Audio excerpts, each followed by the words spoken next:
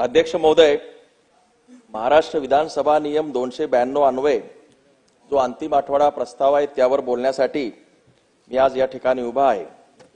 अध्यक्ष महोदय, आज महाराष्ट्र विधानसभेनं जो आज ठराव केला की क्रांतीसूर्य महात्मा ज्योतिबा फुले आणि सावित्रीबाई फुले यांना भारतरत्न देण्याबद्दलचा जो काही ठराव आज एकमतानं मंजूर झाला त्याबद्दल मी महाराष्ट्र शासनाचे अभिनंदन करतो। मात्र त्याचबरोबर महात्मा ज्योतिबा फुले आणि सावित्रीबाई फुले यांनी ज्या तत्वावर ज्या पद्धतीनं काम केलं, जे तत्व ठेवून त्यांनी आपलं जीवन व्यतीत केलं, त्यावर चालण्याचा सुद्धा महाराष्ट्र शासनाने प्रयत्न करावा। अध्यक्ष महोदय, हा महाराष्ट्र शिवाजी, छत्रपती शाहू महाराज, फुले आणि आंबेडकरांचा महाराष्ट्र आहे। या थोर पुरुषांची नावे घेणं सोपं आहे, परंतु त्यांचा विचार पेलवणे खूप अवघड आहे। आणि म्हणून शेतकऱ्यांचा असूड, गुलामगिरी ही पुस्तके तसेच सार्वजनिक सत्यधर्मामध्ये जी उद्दिष्टे महात्मा फुलेंनी मांडलेली आहे त्या सगळ्या उद्दिष्टांकडे सुद्धा मी महाराष्ट्र शासनाचं लक्ष वेधतो। म्हणजे महात्मा फुले, शाहू आंबेडकर आणि शिवाजी महाराजांचा महाराष्ट्रावर चालण्याची विचारानं चालण्याची गरज असल्याचं या ठिकाणी मी विनंती करतो। त्याचबरोबर अध्यक्ष महोदय, महाराष्ट्राची सुपुत्री व इंदोरची महाराणी पुण्यश्लोक अहिल्याबाई होळकर यांचे कार्य आणि महती सर्वश्रुत आहे। त्यांना देखील भारतरत्न देण्याची शिफारस महाराष्ट्र विधानमंडळाने करावी अशी देखील मी या निमित्ताने विनंती करतो। अध्यक्ष महोदय, आज राज्यातील कायदा आणि सुव्यवस्था संपूर्णपणाने ढासळलेली आहे। राज्यामधून सर्व उद्योग स्थलांतरित होत आहे। बेरोजगाराच्या संख्येत कधी नव्हे एवढी प्रचंड मोठ्या प्रमाणामध्ये वाढ होत आहे। कुजबूज गँगकडून शिवछत्रपती शिवाजी महाराज आणि त्यांच्या परिवाराची आजही बदनामी होताना दिसत आहे। कोरटकर, सोलापूरकर यांची जी बेताल विधाने आहेत ती महाराष्ट्राला शर्मेनं मान खाली घालणारी आहे। यांच्यामध्ये एवढी हिंमत येतेच कुठून? अशा प्रकारची चर्चा सर्वत्र होत आहे। शेती उत्पन्न जे काही उत्पादन होत आहे त्याला भाव मिळत नाही।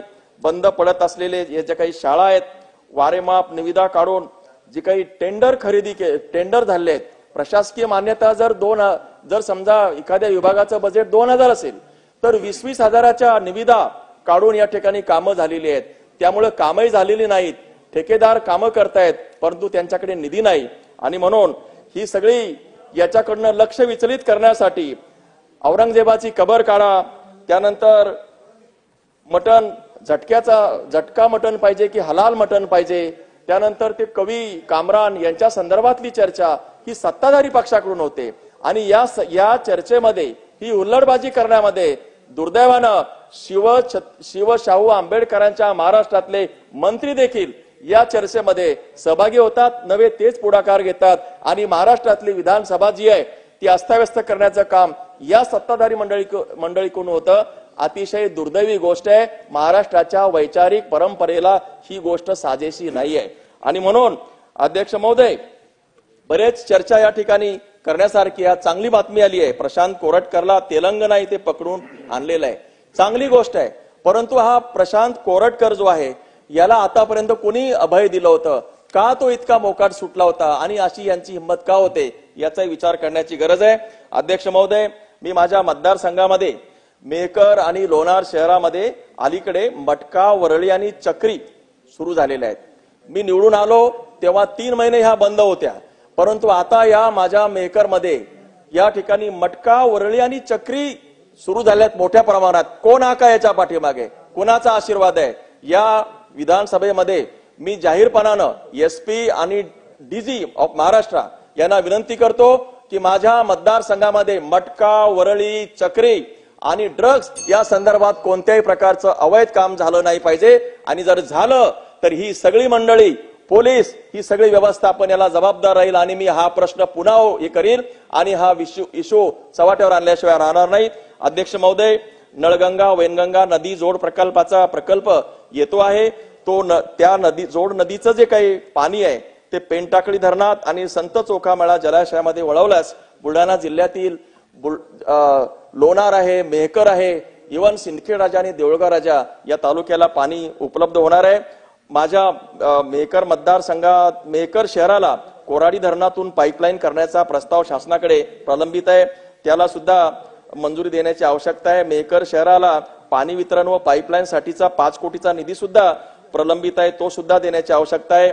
लोणार सरोवराच्या लगत असलेली जी शासकीय जमीन आहे त्या सगळ्यांची लँड बँक एकत्र करून, अध्यक्ष फक्त 2 मिनिटं, फक्त 2च मिनिटं घेतो, ही जी लँड बँक आहे ती एकत्र करून पर्यटन विभागाने त्याच्यावरती कारवाई करावी आणि लोणार शहराचं जे काही स्वरूप आहे ते बदलण्यात यावं अशा प्रकारची विनंती मी करतो। अध्यक्ष महोदय, मृदसंधारण, जलसंधारण, पाणी पुरवठा, सार्वजनिक बांधकाम विभाग, या सगळी जी कामं माझ्या मतदारसंघामध्ये सुरू आहेत सगळी कामं थांबलेली आहेत, सगळी बिलं कंत्राटदाराची थकीत आहेत।